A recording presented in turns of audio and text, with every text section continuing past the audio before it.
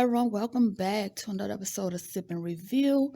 My name is Chantel, and today I will be doing a recap on the Oval Season 2, Episode 22, the season finale. Please subscribe to my channel and hit the bell to be notified whenever I post a new video. Give this video a like by hitting the thumbs up. Please also check out my website at SipNReview.com to purchase merch, to read my blog posts, and to also listen to my podcast. Let's get started. Come through Priscilla. Priscilla read Victoria like a book in the kitchen, okay? Priscilla is the new librarian. Victoria was like, "What did you call me? Did you call me a bee? Say it to my face." Priscilla gave her just what she was looking for. Richard was like, "Ma'am, she wasn't referring to you." Yes, Priscilla was talking about her. She was having a personal conversation. LOL. That's what Priscilla told Victoria. So Victoria fired Priscilla. She asked her to leave for good. Don't take a week off. Don't take a day off. I need you to leave for good. And then Priscilla also told Victoria that she knew that she had sex with her husband. Oh, really? Did he also tell you how he did it so willingly? That's what Victoria asked Priscilla. OMG. Priscilla said, "B, let me tell you one MFing thing." That's when Richard moved the knife out of the way. I weak laughing, okay? At this point, I was on the floor, okay? Priscilla said, "I'm not someone that you want to play with." Priscilla said what she said. Priscilla said, "Oh, I know who I am. The problem is that you don't know who you are. So let me tell you who you are." Richard, please back up. Let them have their long overdue conversation, because Richard was trying his hardest to break that up. Like I said, it was a long overdue conversation, because we all know Victoria has been trying it too much. She has pressed every button that Priscilla had, okay? And you know what they say about too much pressure, okay? So Priscilla exploded on her ass. Priscilla called Victoria low down, gutter trash that was trying to make them feel less, because we know that's what Victoria do. She dragged all of her staff members because she's the first lady. So Priscilla told Victoria that she's a pathetic excuse for a woman, and she make all black women look bad, and she's not afraid of her.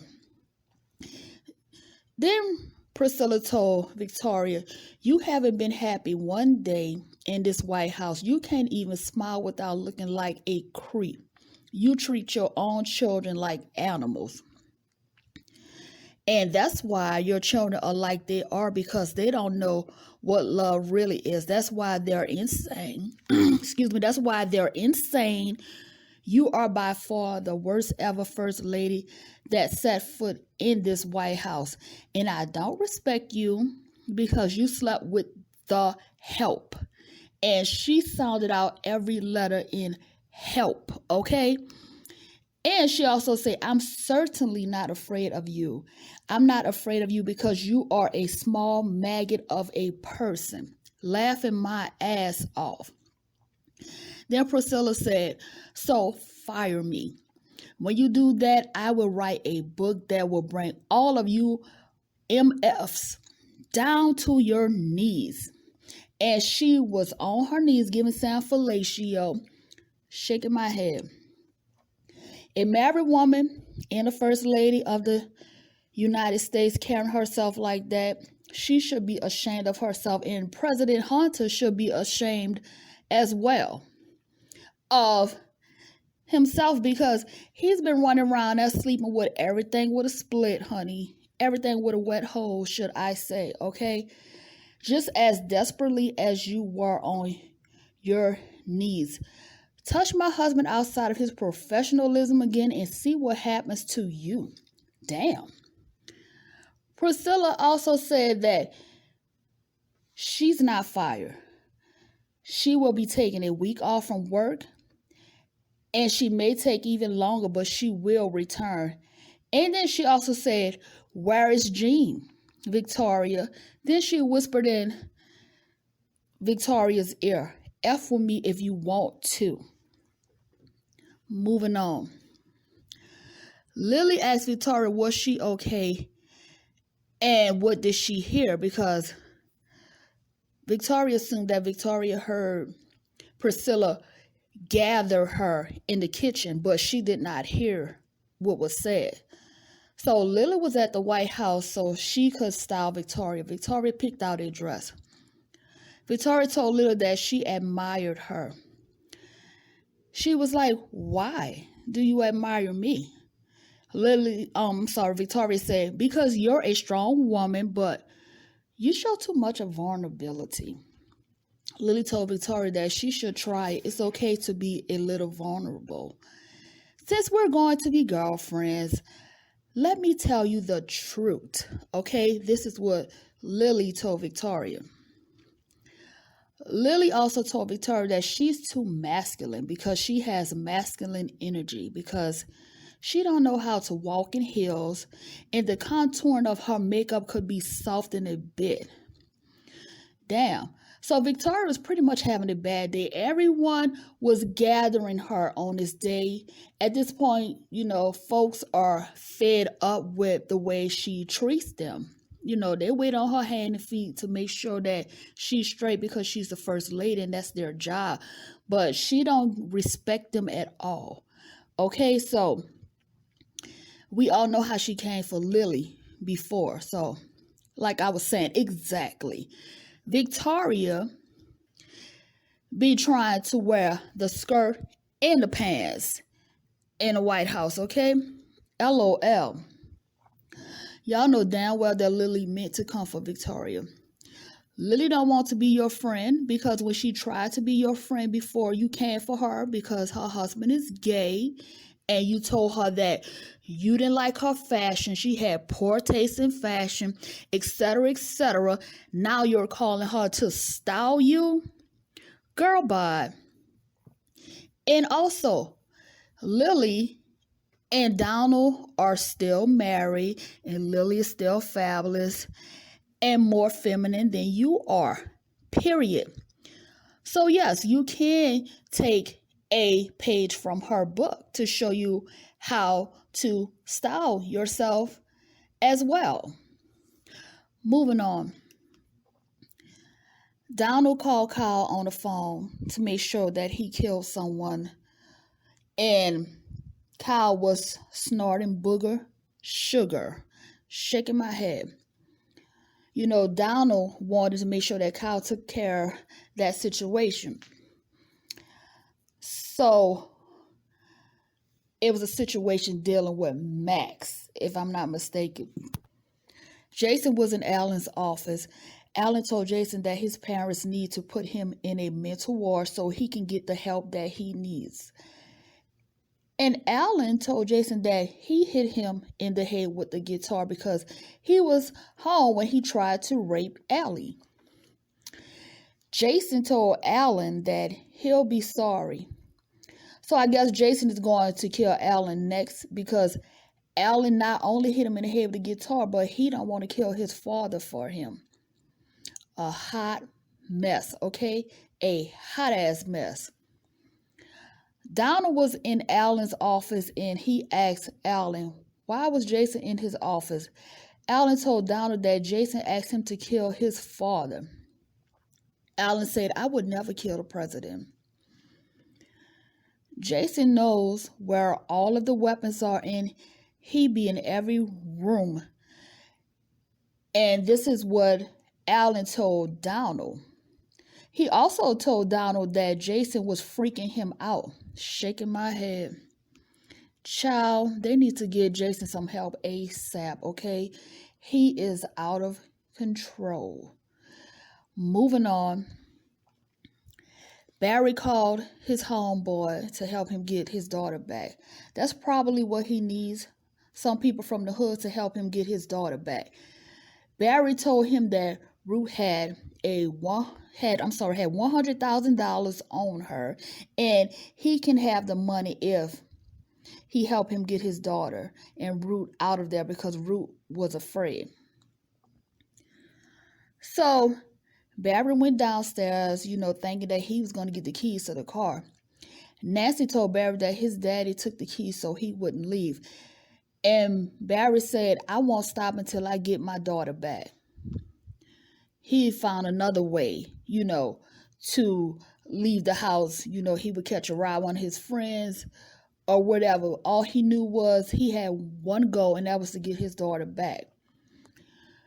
So when Barry met up with his homeboy, there were 3 cars deep, okay? They were locked and loaded. Wow. It's about to go down. And he was like, we doing this for your daughter and for Pinky, bro. I got you, man. I got you. You sure that 100K is there, right? He was like, yeah, of course. I will show you where the money is and you can have it as long as I get my daughter back. Meanwhile, back at the White House, Donald's ex pulled up to kill Dell for him. Donald told Vince that he still loves him. Donald and Vince is supposed to meet at the hotel tonight after he kills Dell for him. That's messed up. So we get to Kareem and Sharon. They made it home. Sharon took off Kareem's ring because she don't feel like he's ready to marry her, and she's not ready to marry him either. Sharon told Kareem that she still loves Barry, although he makes her feel like garbage. Sharon said that she's not going to go back to Barry. She just needs some more time to decide on whether or not she wants to marry Kareem. Moving on. Donald came to get Victoria Hunter so he could bring them to see her father. Victoria thought Sam was coming with her, and he's not, because Sam has some other place to be. And that's good that he's not going to go with them. Okay, not to mention, Hunter has been disrespecting him left and right because he knows now that he slept with his wife, Victoria. So I wouldn't want to ride in a backseat of a car with them, okay? I'm just saying. Victoria's father is dying, and he don't play no games, y'all, okay? He's one tough cookie, should I say.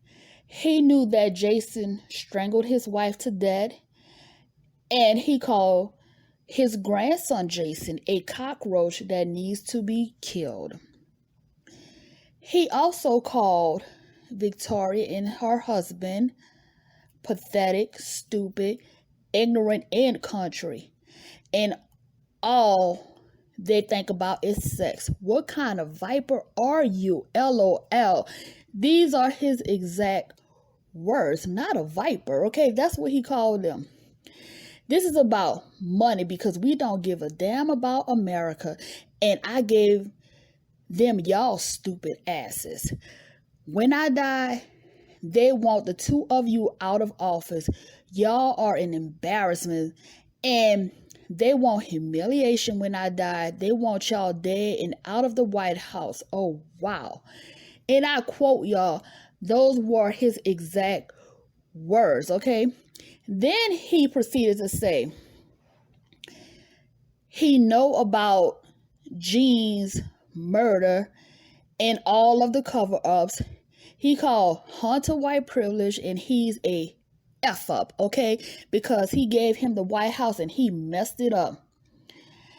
Victoria tried to clean it up, honey, but her dad was not here for it, okay? He said, none of that matters to me. Because y'all just a complete F-up. He was P.O., okay? Victoria told her daddy that she was sorry. And he told her that she will be. Shaking my head. So Sam went to meet with the general to discuss the foolishness that's been going on in the White House, and he dragged Sam for having sex with Victoria. He told him that you have a loving woman at home and you went and did something so stupid like that. The general told Sam to never stick his his sausage, okay, that is, in the cash register. LOL. Sam said he did it because Priscilla didn't want to have sex with him. The general told him to beat his meat the next time. Wow. Sam was happy to see Max. He thought Max was dead. And they filled him in on, the foolishness, like I said, that has been going on at the White House. And Diane didn't die from a drug overdose. Kyle, crazy ass, he killed her. We all know that. Shaking my head. So the general gave them all burner phones so they could all communicate with each other on them. Moving on. Victoria Hunter was fighting in the car, and her dad already knew they was fighting in the car. Wow. He called them instantly. He was like, "You don't learn, do you?" And child, he hung the phone up in Hunter's face after saying what he said to them about you don't learn. So yes, there is a mole. Someone is watching and telling him everything. For all we know, the man could have cameras everywhere in that White House, okay? So Donald had to ride back home in the back seat with them because they were in the back seat fighting. So he pretty much had to be the referee. Victoria asked Donald how good was Lily at making dresses for a funeral. Shaking my head. Meanwhile, Frida was at the pharmacy questioning Dell about the price of something. Vince pulled up to kill Dell, and he was pretending to buy condoms, talking about he need a really large size. LOL. Vince told Dell this would have been fun if he lived. Then he shot Dell. OMG. I hope Dell survives. I like Dell on this show. So Frida walked back in the store and she didn't realize that Dell had been shot. Anyways, Princess, Bobby, and Max was riding in the car and they were ambushed by Kyle and the other CIAs. Kyle had been following them. They started shooting at each other. Kyle told Max to hold his fire if he ever wants to see his son again. Bobby left them to go after the president. When the president and the first lady pulled up to the White House, someone was shooting at them. And it must be Bobby shooting at them. I sure hope not, because he's going to get life in prison if it was him. Shaking my head. It looks like someone was shot. Maybe it was Hunter. I couldn't really make out who it was, but I did see blood. So Victoria's dad could have had someone else shoot Hunter. We really don't know who it was. You know how Tyler Perry be surprising us. I can't wait for the new season to begin next month. As per usual, they will pick up where we left off. So we'll get to see who was shot exactly. We'll also get to find out if Dell did survive or whatnot. So guys, that is the end of my recap on The Oval. Please subscribe to my channel and hit the bell to be notified whenever I post a new video. Check out my website at SipNReview.com, and all of the links to my platforms are in the description. Thanks for listening, and you all have a blessed day. Bye now.